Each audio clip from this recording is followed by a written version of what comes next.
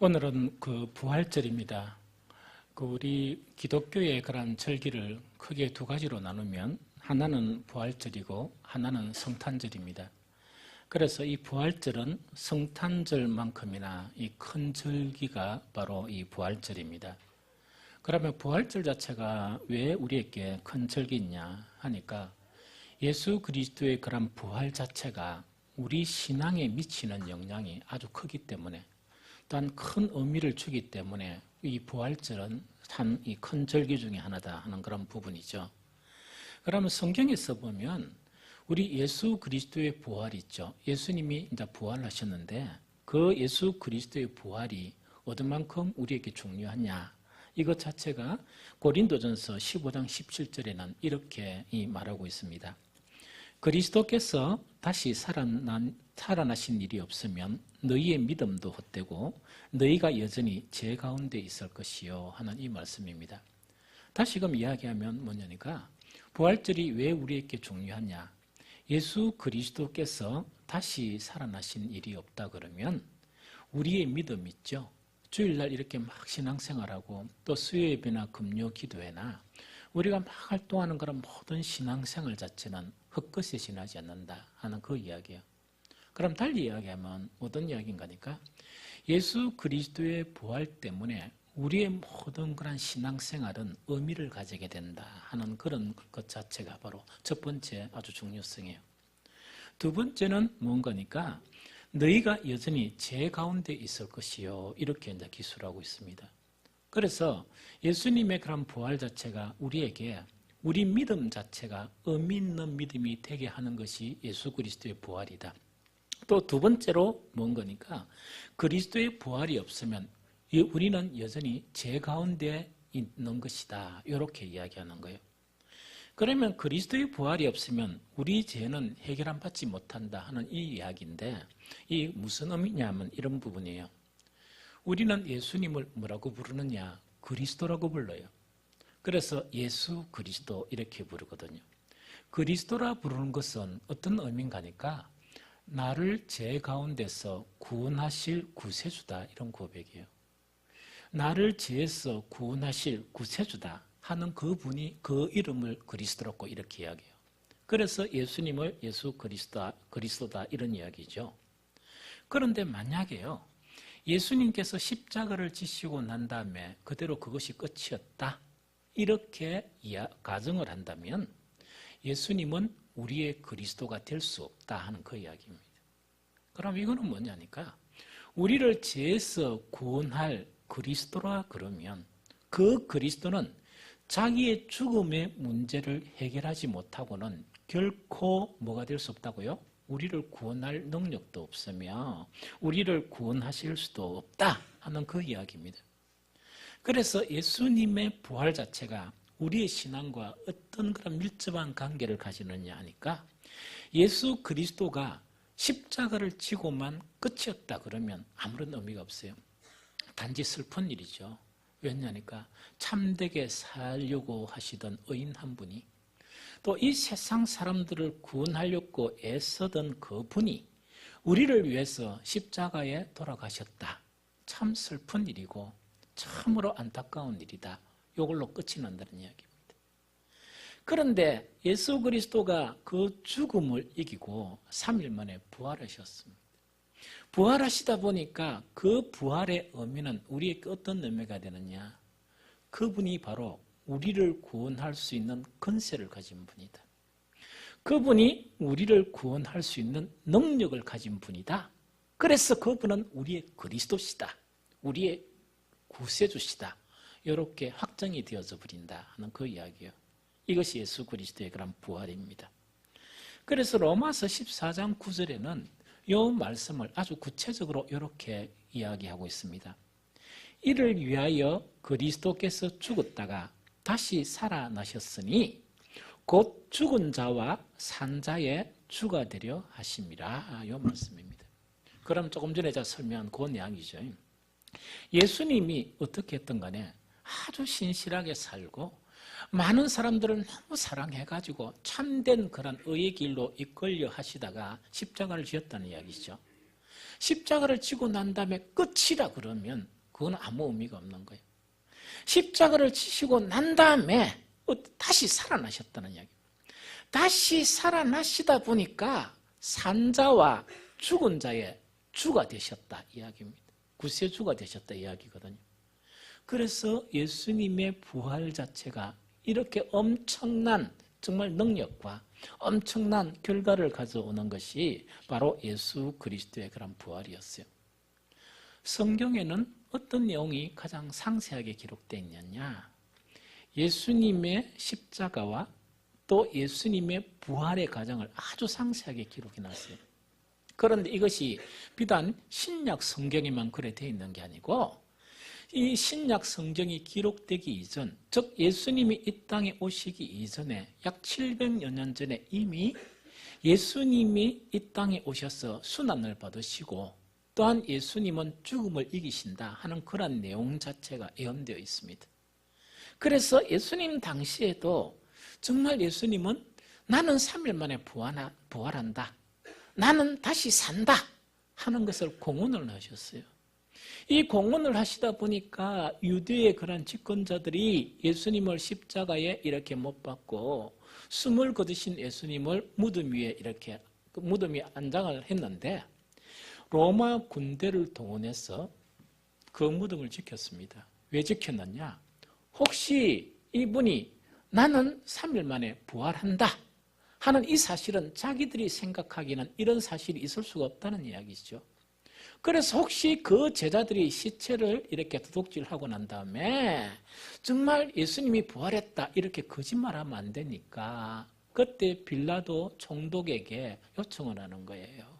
뭘 요청했느냐? 혼란케 하는 자들이 혹시 예수의 시체를 도둑질할까 염려되니 우리가 경비병을 달라 하니까 그때 이 빌라도도 뭐냐니까 상황 자체가 어려우니까 혼란스러우면 자기가 책임이거든요. 군사가 마음껏 있으니 이 무덤을 지키는 그 군사 없겠느냐? 마음껏 가져가라. 그래서 꼭꼭 지켜라. 이렇게 한 거예요. 예수님의 예언대로 그 군사가 지키는 가운데 예수님은 부활하셨습니다.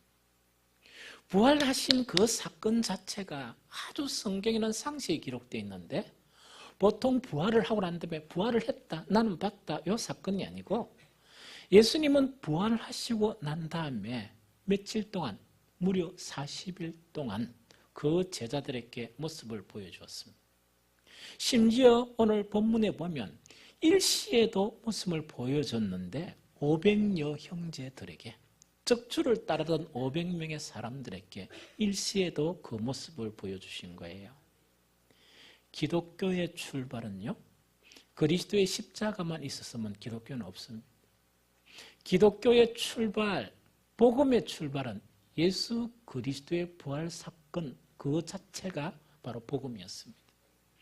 즉 정말 예수 그리스도께서 성경에 말씀하신 대로 또 예수 그리스도께서 직접 예언하신 대로 십자가를 지시고 3일 만에 부활했다 하는 이 사건 자체가 복음의 핵심 내용입니다. 그러다 보니까 부활하신 그분이 누구시냐? 부활하신 그분이 어떤 것을 우리에게 가르쳤느냐? 부활하신 그분에 대해서 구약 성경은 어떻게 기록되어 있느냐? 이렇게 이제 신앙이 되는 거예요. 그런데 모든 신앙의 본질과 초점은 바로 뭐냐니까 예수 그리스도의 부활에서 시작이 된다 하는 그 이야기예요.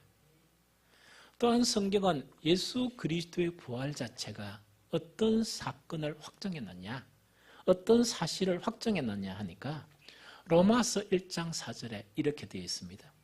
성결의 영어로는 죽은 자들 가운데 부활하사 능력으로 하나님의 아들로 선포되셨으니 곧 우리 주 예수 그리스도시니라. 이 말씀입니다. 그러면 뭐냐니까 유대인들도 처음에는 예수님을 믿지 못했지만 누구는 믿었느냐? 여호와 하나님은 믿었어요.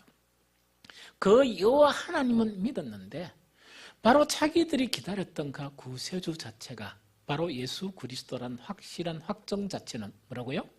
죽음을 극복하고 3일 만에 부활하심으로 예수 그리스도는 무엇으로 확정되었다고? 하나님의 아들로 확정이 되었다 하는 이야기입니다. 그래서 예수님은 우리에게 그리스도시다 하는 그 부분입니다. 이만큼 예수님의 부활 자체는 우리에게 아주 신앙에서 뗄래야 뗄 수 없는 정말 그것이 바로 예수 그리스도의 그런 부활이다 하는 이야기죠. 오늘은 부활하신 이 아침에 우리 모두는 뭐냐? 예수님이 부활하신 것을 기뻐하고 또 막 감사하고 또 그것을 즐거워하면서 이 부활절 감사 예배를 드리고 있습니다. 그런데 오늘 이 아침에는 예수 그리스도의 그런 부활 자체를 통해서 우리는 어떤 신앙이 되어야 하느냐? 이걸 달리 이야기하면 이렇게 표현할 수 있습니다. 예수 그리스도의 그런 부활 자체가 어떤 놀라운 능력으로 우리에게 임하느냐 하는 이 두 가지 문제를 오늘은 설교를 하고자 합니다. 제일 첫 번째로 바로 뭐냐 이야기입니다. 예수님은 부활하셨습니다. 이 교회가 생기게 된 가장 최초의 원인은 바로 무엇이냐? 예수님의 부활 사건입니다. 정말 그리스도의 십자가와 예수 그리스도의 부활을 통해서 전 세계 교회가 이렇게 형성이 되었습니다.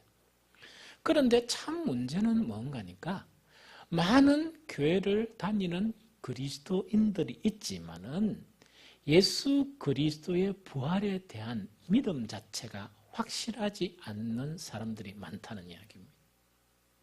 즉 예수님의 부활은 축하는 하기는 하는데 어떤가 하니까 많은 하나님을 찬양하는 사람들이 많은 하나님께 기도하고 예배드리는 사람들이 예수님의 부활에 대한 확신 자체가 없는 거예요. 참으로 신기하죠? 참으로 모순되죠? 그렇지만은 그렇다는 이야기죠. 그래서 이 부활의 아침에 우리에게 가장 중요한 것은 뭐냐니까 예수 그리스도의 부활이 믿어져야 한다는 이야기죠. 하나님의 놀라운 은혜로 그것이 믿어져야 되고 하나님의 놀라운 은혜로 우리가 믿어야 한다는 이야기죠. 부활을 믿는 것과 부활을 믿지 못하는 것은 천지차이예요. 신앙 자체가 천지차이예요. 이거는 이루 말할 수 없는 그런 천지차이예요. 그래서 예수님께서 부활하시고 난 다음에 교회가 막 형성이 되는 거예요. 형성이 되는데 그 당시에 교회 중에서 고린도 교회도 있었어요. 아주 열정적이었어요. 열정적이었고 고린도 교회는 뭐가 또 강했나 하니까 신비한 능력과 신비한 은사 자체가 상당히 강했어요. 그 고린도 교회를 향해서 바울은 어떻게 이야기하느냐? 고린도전서 15장 12절에 이렇게 이야기합니다. 그리스도께서 죽은 자 가운데서 다시 살아나셨다 전파되었거늘 너희 중에서 어떤 사람들은 어찌하여 죽은 자 가운데서 부활이 없다 하느냐 이 이야기입니다. 그럼 이거는 뭐냐 이야기다, 그죠? 우리와 동일하게 찬양을 막 드려요. 주일날 와서 막 예배도 드려요. 예배도 드리는데 정말 우리 교인들 중에 두 파가 나눠져 있다는 이야기입니다. 어떻게 두 파가 나눠져 있는가 하니까 어떤 분들은 뭐냐 예수님이 부활했다는 사실을 믿는 거예요. 믿어진 거예요. 이런 부류가 있고 또 한 부류는 뭐냐니까 너무 신기하게 예수님 부활절이지 하면서 계란 삶아야 된다 해가 계란도 삶고 계란 포장해야지 이것도 합니다. 이 부활절을 축하해야지 이렇게는 해요.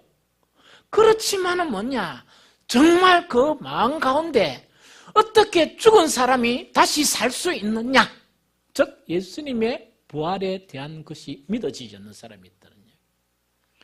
여러분들 자신에게 가만히 물어보세요. 이렇게 물으면 됩니다. 내가 오늘 저녁에 죽으면 나는 예수님처럼 다시 사느냐? 누가 자기한테 물어보세요. 그럼 그것 자체가 확정적으로 아멘! 다시 산다! 이렇게 하면 예수 그리스도의 부활이 믿어지는 거예요. 그런데 만약 여러분들 자신에게 내가 오늘 저녁에 만약 죽게 된다. 다시 살 수 있느냐 하면 글쎄요. 예수님은 다시 살았다 하는데 조금 애매하지요. 이렇게 되어버리면 부활 자체가 아직까지 믿어지지 아니한다는 이 부분이에요. 여러분들요, 유대교는 역사가 상당히 오래됐어요. 상당히 오래됐거든요. 그들이 하나님의 그런 신실함을 믿는 그런 믿음 자체는 상당히 대단했어요. 오늘날 그리스도인의 신앙하고는 차이가 좀 났었어요. 그런데 너무 충격적인 거는 뭐냐? 그 유대교파가요, 두 파로 나눠지는 거예요. 예수님이 오시기 전에 약 3세기부터 한 두 파로 나눠지는 거예요. 어떻게 나눠지느냐? 하나는 사두개파로 나눠지고 하나는 바리새파로 나눠져요. 그런데 바리새파는 경건주의예요. 사두개파는 어떤 사람들이냐? 충격적인 거예요. 제사장들 계열이에요. 제사장이에요. 구약의 제사장이라 그러면 대단히 뭡니까? 이 신실한 믿음의 사람들이거든요. 하나님께 정말 하나님하고 사람들을 중보하면서 그 죄인들의 죄의 대속의 문제를 다루는 그런 사람들이에요. 문제는 뭐냐? 그 제사장들인 사두개파들이 무엇을 믿지 못하느냐? 부활을 믿지 못하는 거예요. 그래서 영혼은 있는데 부활이라는 건 없다, 이렇게 주장하는 거예요. 그만큼 사실은 뭐냐? 부활절이다 이렇게 하면서 정말 그리스도인들이 예수 그리스도의 부활을 믿는 거 있죠. 이 믿는 것 자체는 만약에 믿는다 그러면 그건 하나님의 놀라운 은혜로 믿는 것이라는 이야기예요. 믿어지는 것이라는 이야기예요. 그래서 예수님의 부활을 믿는 것 자체가, 믿어지는 것 자체가 부활의 아침에서 가장 중요하게 우리에게 형성되어야 될 그런 부분이라는 이야기죠. 만약에요, 아까 이야기했죠. 예수 그리스도의 부활을 믿는 신앙하고 예수 그리스도의 부활을 믿지 못하는 신앙은 어떤 차이가 나느냐? 엄청난 차이가 나요. 제일 첫 번째로 뭐냐니까 예수 그리스도의 부활을 믿지 못하는 신앙은요, 힘 있는 신앙생활을 못해요. 그 신앙생활을 보면요, 좀 힘 있는 신앙생활을 못해요. 여러분들 신앙생활을 크게 두 가지로 나눌 수 있습니다. 딱 사람들을 보면 알아요. 하나는 뭐냐? 사람의 지혜에서 근거한 신앙이 있어요. 그러면 자기 생각 범주에서 신앙생활하는 거예요. 절대로 자기 생활 이상의 신앙생활을 못해요. 만약 그렇게 해버렸다면 몸살 나요. 몸살 나든지 하고 난 다음에 시험 들든지 이래요. 그래서 가만히 내버려둬야 돼요. 왜냐니까 자기 생각 이상의 신앙생활을 못해요. 그래서 이런 부류가 있는데 이 부류들이 숫자가 좀 많아요. 사실은 같은 교회에 있지만. 그런데 한 부류는 어떤 부류냐? 놀라운 사람들이에요. 하나님의 능력을 근거로 한 신앙이에요. 자기 지혜의 신앙을 근거로 하지 않아요. 그러다 보니까 이 사람들은요, 보편적인 사람들이 보기에 놀라운 일을 하는 거예요. 보편적인 사람들이 보기에 정말 이렇게 흉내낼 수 없는 그런 신앙생활을 하는 거예요. 이 사람들의 숫자가 조금 적어요. 그러면은 개인적인 생각으로는 뭐냐? 오늘 지금 이 시대의 신앙은 어떠냐? 이거는 뭐냐니까 하나님의 능력 안에 신앙생활하는 숫자가 너무 적어요. 그래서 교회가 힘이 없어요. 그럼 어떤 사람이 맞느냐? 대다수가 사람의 지혜에 머무른 그런 신앙생활을 하고 있어요. 그러니까 교회가 능력이 없는 거예요. 이런 신앙으로 봤어요. 그래서 정말 예수 그리스도의 부활이 믿어지는 신앙은요, 능력 있는 신앙을 할 수 있어요. 그래서 우리가 때로는 안타깝게 좀 더 헌신적이고 조금 더 주일에 헌신하는 사람들이 되었으면 좋겠다 하지만 안 돼요. 왜냐니까 사람의 생각의 범주에 있는데 그 사람의 능력이 한정되어 있거든요. 절대로 그 이상의 일은 못해요. 그만큼 하는 것만 해도 감사하게 생각해야 돼요. 그런데 놀랍게요, 하나님의 놀라운 은총으로 예수 그리스도의 부활이 믿어지죠. 바뀌어버려요. 바뀌어버리면서 하나님의 능력 안에 있는 그런 신앙으로 이렇게 되어진다는 이야기죠. 요거는요, 사도들의 삶을 보면 알아요. 사도들은요, 모든 것을 버려두고 예수님을 쫓았거든요. 예수님을 쫓았지만은 예수 그리스도의 십자가 앞에 다 무너져 버렸어요. 그런데 예수님이 십자가를 지기 전에 베드로가 어떻게 고백하느냐? 베드로가 대답하여 이르되 모두 주를 버릴지라도 나는 결코 버리지 않겠나이다. 공언을 해버려요. 여기 사람의 지혜예요. 사람의 결단이에요. 막상 예수님께서 잡혀가니까 빌라도의 법정에 서는 것을 보니까 3번이나 부인해버립니다. 그러고 난 다음에 도망가버려요. 그러면서 옛날의 삶으로 돌아가는 아주 연약한 이것 자체가 부활 자체를 믿지 못했기 때문에 그래요. 그런데 이 베드로가요, 예수님의 부활을 목격한 거예요. 목격하고 난 다음에 어떻게 변했느냐. 옛날에는 그 죽음이 두려워서 예수님이 이 체포되는 그 상황만 보고도 예수님을 부인했던 이 베드로가 사도행전 5장 40절 41절에 보면 뭐냐, 복음을 전하다가 막 고난을 받습니다. 채찍을 막 맞아요. 이럴 때 고백한 게 뭐냐, 그들이 옳게 여겨 사도들을 불러 채찍질하며 예수의 이름으로 말하는 것을 금하고 넣으니 사도들은 그 이름을 위하여 능욕받는 일에 합당한 자로 여기심을 기뻐하면서 공회 앞에 떠나니라. 이렇게 기록되어 있는 거예요. 그럼 이거는 뭐냐니까 정말 사람의 지혜에 머물렀던 신앙은 너무 연약해요. 사실은 어쩔 수 없어요. 왜? 사람이 약하니까. 예수 그리스도의 그러한 부활을 목격하고 난 다음에 그것이 사실로 받아들여지니까 이건 하나님의 능력 안에 머무는 거예요. 채찍질을 당하면서도 뭔가 그것이 너무나 기쁜 거예요. 기쁘면서 전설에 의하면 그 기록에 하면 베드로는 뭐냐, 거꾸로 십자가에 달리는 그런 순교를 하게 된 것이 바로 베드로라는 이야기죠. 그만큼 바로 뭐냐니까 정말 부활 자체가 확실히 믿어지는 사람하고 부활 자체가 믿어지지 않은 사람은요, 신앙의 힘에 있어서 큰 차이가 나요. 큰 차이가 난다는 이야기입니다. 오늘날에 필요한 사람들은 뭐냐? 부활이 믿어지는 사람이에요. 오늘날에 교회가 필요한 사람들은 어떤 사람이냐? 예수 그리스도의 부활이 믿어지는 신앙인들이 많아지는 거예요. 그렇게 해야 교회가 회복이 됩니다. 그렇게 해야 정말 하나님의 나라가 확장되어지지, 그렇지 않으면 하나님의 나라는 확장할 수 있는 힘을 이렇게 잃어버리게 된다는 그 이야기죠. 두 번째요, 예수님의 그런 부활을 믿는 것하고 믿지 않는 것은 어떻게 차이가 나느냐, 잘 들어야 됩니다. 성경에서 가장 슬픈 말이 어떤 말이 가장 슬프냐? 저는요, 여러 가지 우리를 슬프게 하는 말씀이 있지만 이 말씀이 가장 우리를 슬프게 한다 하는 그런 생각이 들어요. 그게 뭐냐? 예수님의 놀라운 십자가 있죠. 이 십자가를 성도들 가운데 그 십자가를 원수로 행하는 거예요.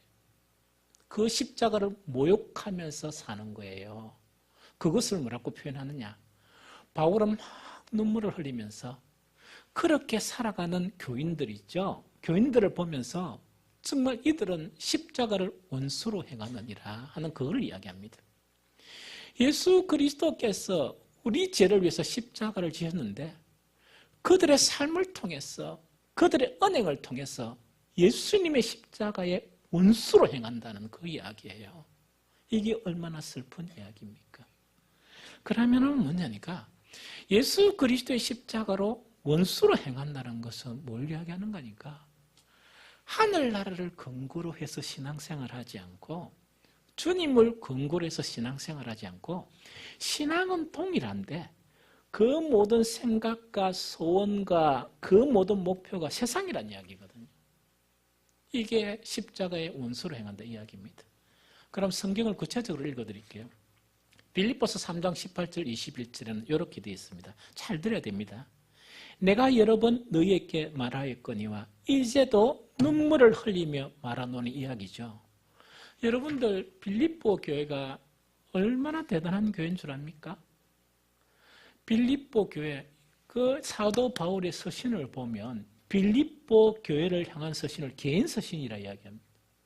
즉 다른 교회한테는 도저히 이야기하지 못하는 걸 이야기하는 거예요. 이야기하는 거예요. 빌립보 교회에 대한 이 바울의 정말 이런 사랑함 이 자체는 너무너무 많아요. 이 바울이 빌립보 교회에서 주는 그런 돈 있죠. 이거는 받은 거예요.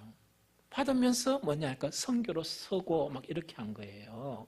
그래서 아주 대단한 그런 교회예요. 그 빌립보 교회를 향해서 바울은 그렇게 신실한 교회이지만 바울은 이렇게 이야기하는 거예요. 내가 여러분 너희에게 말하였거니와 이제도 눈물을 흘리며 말하노니 여러 사람들이 그리스도의 십자가의 원수로 행하느니라 이야기입니다. 그럼 거기에도 좀 포함되어 있다는 이야기죠. 다른 교회도 너무너무 많다는 이야기죠. 즉 하나님을 믿으면서 예수님을 찬양하면서 실제로 예수님의 그런 십자가에 대해서 원수로 행한다는 이야기죠. 그러면서 뭐라고 이야기하느냐, 예수님의 십자가를 원수로 행하는 사람들은 어떻게 되느냐 하면서 19절에 그들의 마침은 멸망이다. 그들은 멸망이다. 어떻게 감히 예수님의 그런 십자가를 원수로 행하느냐. 그들의 마침 결국은 멸망이다. 이거는 구원받지 못한다는 이야기. 그러면서 뭐라고 얘기하느냐, 그들의 신은 배요 이야기다. 그죠? 그들의 신은 배요라는 것은 우리의 신은 누굽니까? 하나님이죠. 십자가의 원수로 행하는 자들의 신은 배부른 것이다. 뭐를 잘 먹고 이런 거 있죠? 늘 먹는 것만 생각하는 거예요. 뭘 잘 먹을까? 이걸 먹을까? 저걸 먹을까? 그것만 생각하는 거예요. 예수님의 그런 십자가의 원수로 행한다는 것은 뭐냐? 한 번도 주를 위해서 어떻게 살까? 하는 그런 생각은 하지 못하고 늘 어떻게 먹으면 내가 잘 살고 어떻게 잘 먹어야 내가 잘 살고 이것만 생각한다는 이야기예요. 그래서 그들의 신은 하나님이 아니고 그들의 신은 먹는 음식이라는 이야기예요. 그들의 음식은 그들의 신은 바로 뭐냐? 그들의 배부름이다 하는 그 이야기예요. 그래서 그들의 마침은 멸망이요 그들의 신은 배요 그 영광은 그들의 부끄러움이 있고 땅의 일을 생각하는지라 하는 이야기죠. 온통 생각하는 게 하늘의 일을 생각하지 않고 이 땅의 일만 생각하는 거예요. 그래서 이렇게 하면서도 뭐냐, 주일날 때는 또 교회 와서 찬양을 드리고 주여 막 이래 버리는 거야. 바울은 이런 모습의 그런 신앙을 보면서 눈물을 흘리면서 이야기하는 거예요. 그들은 십자가를 원수로 행하는 자들이다 하는 그거를 이야기해요. 그래서 이렇게 이제 표현하는 거예요. 그러면서 우리는 누구냐? 그러나 우리의 시민권은 하늘에 있는지라 거기로부터 구원하는 자 곧 주 예수 그리스도를 기다리려니 그런 만물을 자기에게 복종하게 할 수 있는 자의 역사로 우리의 낮은 몸을 자기의 영광의 몸의 형체와 같이 변하게 하시리라. 즉 우리는 부활한다는 그 이야기입니다. 그래서 부활신앙, 즉 부활을 믿을 수 있는 신앙하고 부활을 믿지 못하는 신앙 이만큼 차이 나요. 그런데 우리는 아무도 비난할 수 없습니다. 아까 이야기했죠. 부활을 믿는다기보다 부활은 믿어지는 거예요. 하나님의 놀라운 은총으로 이 부활의 사실이 내한테 믿어지는 거예요. 그러다 보니까 나는 예수 그리스도의 부활을 믿게 되고 놀라운 그런 삶의 전환이 우리에게 나타나게 된다 하는 그 자체를 이야기합니다. 그래서 오늘 부활의 아침 저는 아무리 생각해도요 가장 축복이 바로 무엇이냐, 하나님의 놀라운 은총으로 저와 우리 모두가 예수 그리스도의 부활이 믿어지는 것, 이것이 가장 큰 복이다. 그래서 이 아침에 하나님의 놀라운 은혜로 예수 그리스도의 부활을 축하만 하는, 계란만 나누어주는, 즐거움만 하는 이런 신앙이 아니고 예수 그리스도의 부활이 나에게 믿어지는 이런 놀라운 복이 저와 여러분들의 복이 되시기를 예수 그리스도 이름으로 축복합니다. 두 번째입니다. 자, 방금 예수 그리스도의 부활이 믿어진다 하는 요것도 아주 대단한 일이에요. 그건 이건 기초예요. 기초. 이것보다 아주 더 중요한 한 사건이 일어나야 돼요. 그 사건 자체는 무엇인가니까 예수님의 부활과 내가 연합이 돼야 돼. 이걸 달리 이야기하면 이런 이야기입니다. 예수 그리스도의 부활은 나는 이제 믿습니다. 예수님 때문에 확실히 믿고요. 하나님의 아들이시기 때문에 예수님은 부활하셨습니다. 그것만 믿는 게 아니고 예수 그리스도의 부활 자체는 바로 나의 부활입니다. 예수님의 부활은 내가 죽어도 나는 다시 산다는 그 의미를 이야기하는 것입니다. 이렇게 믿는 거예요. 이렇게 믿는 거예요. 그래서 고린도전서 15장 20절 22절에는 이 사실을 어떻게 이야기하느냐, 그러나 이제 그리스도께서 죽은 자 가운데서 다시 살아나사 잠자는 자들의 첫 열매가 되셨도다. 사망이 한 사람으로 말미암았으니 죽은 자의 부활도 한 사람으로 말미암는도다. 아담 안에서 모든 사람이 죽은 것 같이 그리스도 안에서 모든 사람이 삶을 얻으리라. 이 말씀입니다. 그럼 다시 이야기입니다. 부활이 이른 아침에 하나님께서 저와 우리 모두를 도와주셨어. 정말 하나님의 놀라운 은혜로 뭐냐? 예수님은 부활하신 것이 사실입니다. 그래서 하나님의 아들이지요. 그래서 바람을 명령하니까 바람이 잠잠게 되었고, 파도를 명령하니까 파도가 잔잔하게 되었습니다. 예수님은 죽은 나사로에게 명령하니까 죽은 나사로가 살아났습니다. 왜? 예수님은 생명을 주관하시는 분이시기 때문에 예수님의 부활은 확실합니다. 이 신앙이 돼야 돼요. 여기에 머무르면 안 돼요. 예수님의 부활은 우리에게 첫 열매가 되셨다는 이야기예요. 그거는 무슨 이야기인가 하니까 예수님이 다 이렇게 십자가에서 이 숨을 딱 거두니까 그 당시에 제자들은 이제 끝이구나 하면서 뿔뿔이 흩어졌습니다. 그런데 그 십자가에서 숨을 거두신 그 그리스도께서 다시 살아나셨거든요. 성령께서 그들에게 무엇을 가르쳤느냐? 예수 그리스도가 죽음을 이기고 살아난 것은 너희의 첫 열매다. 이거는 뭐냐? 정말 너희도 죽고 나면은 반드시 예수님이 부활하듯이 너희도 부활한다 하는 이 사실을 확정지어 준 거예요. 이 신앙을 우리가 가져야 되는 거예요. 그래서 우리가 많은 그리스도인들이 그리스도의 부활을 축하하고 기뻐하고 이 계란을 막 나눠주고 이런 거거든요. 이것도 해야 돼요. 그렇지만은 우리는 무엇을 즐거워해야 되는가? 이 부활의 아침이 그리스도께서 부활하신 것처럼 나도 죽음은 나고 한 과정이지. 죽음이란 것은 새로운 그런 정말 이런 삶 자체에 대한 전환점이지 죽음은 나에게 끝이 아니다. 그리스도의 부활이 바로 나의 부활이다 하는 거 있죠. 이것 자체가 우리 속에서 확정되어져야 됩니다. 그러면요, 좀 상세하게 이야기하면 이런 부분이에요. 자, 예수님의 부활 자체는 이제 믿어졌다 이야기죠. 예수님의 부활이 곧 나의 부활이 되는 것은 어떻게 하면 이루어지느냐 이렇게 이야기입니다. 그것이 어떻게 하면 내 안에 확정되느냐 이야기입니다. 조금 전에 읽었던 고린도서 15장 22절에 보면 그 해답 자체를 이야기합니다. 그거는 뭐냐니까 아담 안에서 모든 사람이 죽은 것 같이 그리스도 안에서 모든 사람이 삶을 얻으리라 이렇게 되어 있습니다. 자, 이건 잘 들어야 됩니다. 신앙이란 것은요, 어떤 부분의 경험이에요. 경험이란 것은 하나님의 놀라운 은총이 우리에게 나타나고 그 하나님의 놀라운 은총이 나타난 그런 부분을 우리가 경험하는 거예요. 경험하면서 하나님을 찬양하고 감사하고 감격하고 기뻐하고 하는 이 사건이에요. 신앙생활에서 가장 중요한 터닝 포인트가 하나 있어요. 반드시 전환점 자체가 하나 있는데 그게 뭔가니까 아담 안에 있던 내가 무엇으로 바뀌어야 된다? 그리스도 안에 있는 나로 바뀌어야 돼요. 다시 이야기합니다. 하나님의 놀라운 은혜로 아담 안에 있던 내가 어떤 내로? 그리스도 안에 있는 나로 바뀌어야 예수 그리스도의 다시 사심이 나의 사심이 되어 나의 다시 사는 것이 되어버려요. 아담 안에서는요, 아무리 볼라 그래도 죽음밖에 안 보여요.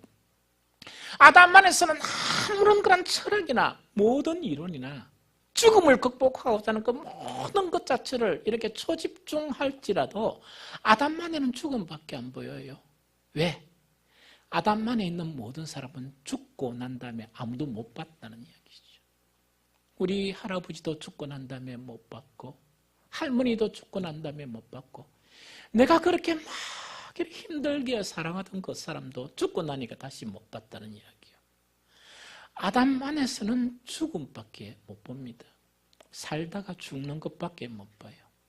그런데요, 하나님의 놀라운 은혜로 아담 안에 있는 내가 그리스도 안에 있게 되면 죽음이 사라지고 새로운 삶이 보이는 거예요. 그게 부활이에요. 그래서 성경에는 어떻게 이야기하는가 하니까 조금 전에 이야기한 뭐냐, 이 신앙에는 반드시 터닝 포인트가 있어야 돼요. 이 터닝 포인트는 내가 노력해야 되는 거 아니고 하나님의 놀라운 은총으로 가능한 거예요.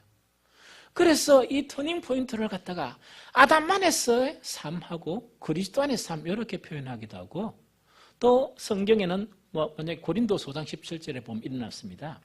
그런즉 누구든지 그리스도 안에 있으면 새로운 피조물이라. 즉 새로운 창조물이 된 이걸 이야기해요. 즉 이거는 뭐냐, 보이는 것도 다르고 생각도 다르고 삶도 다른 그런 사람으로 전환되었다는 그 이야기예요. 또 뿐만 아니고 예수님은 직접 말씀하신 게 뭐냐, 예수께서 대답하여 이르시되 진실로 진실로 내게 이르노니 사람이 거듭나야 한다, 이 말씀이에요. 거듭난다는 것은 뭐냐, 중생이라는 이야기예요. 내가 지금 살고 있었는데 여기 썼던 새 생명 자체가 내한테 쑥 들어와 버렸다는 그 이야기예요. 이걸 갖다가 터닝 포인트라고 그래요.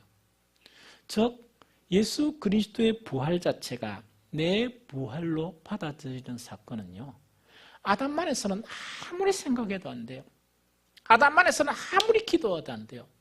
아담 안에서는 아무리요, 주님 내가 예수 그리스도의 부활이 바로 나의 부활로 받아들여야 되겠는데요, 아무리 하소연해도 안 돼요. 뭐가 되어야 되느냐? 아담 안에 있는 내가 그리스도 안에 있는 내로 전환이 되어야 돼요. 하나님의 놀라운 은혜로. 이런 충격적인 일이 있어야 어떻게 되는 거니까 예수 그리스도의 부활이 나의 부활이 되는 거예요. 성경에는요, 정말 이 바울은요, 이 영적으로는 천재 중에 천재였어요. 그러면은 예수 그리스도의 부활이 어떻게 구체적으로 나의 부활이 됐냐, 이걸 갖다가 이렇게 논리적으로 이렇게 접근을 한 거예요. 그것만 소개하고 이렇게 좀 마쳤으면 좋겠습니다. 제일 첫 단계가 어떤 단계인가? 자, 봅니다. 우리는 몸과 영혼이 이렇게 있죠? 영혼이 있죠? 그런데 몸을 뭐라고 봅니까? 어떤 아담에 속한 죄로 본다 그러면 우리 영혼은 어떻게 됩니까? 구원받는 그런 영혼으로 보죠. 그래서 베드로도 뭐라고 이야기해요? 신앙의 근본은 영혼 구원이라, 이렇게 돼 있다, 그죠? 그렇게 돼 있죠? 그래서 이 바울은 뭐냐? 첫 번째로 우리가 새 생명을 얻는 그런 부분 자체에서 로마서 8장 10절에 이렇게 이야기하고 있는 거예요. 또 그리스도께서 너희 안에 계시면 몸은 죄로 말미암아 죽은 것이나 영은 의로 말미암아 살아있는 것이니라, 이렇게 돼 있는 거예요. 그럼 어떻게 이야기된다고요? 우리가 이제 죄인된 상태 가운데 이렇게 살게 되는데 첫 현상이 어떻게 일어나는가? 이렇게 현상이 일어난 거예요. 우리의 영혼 자체를 뭐냐?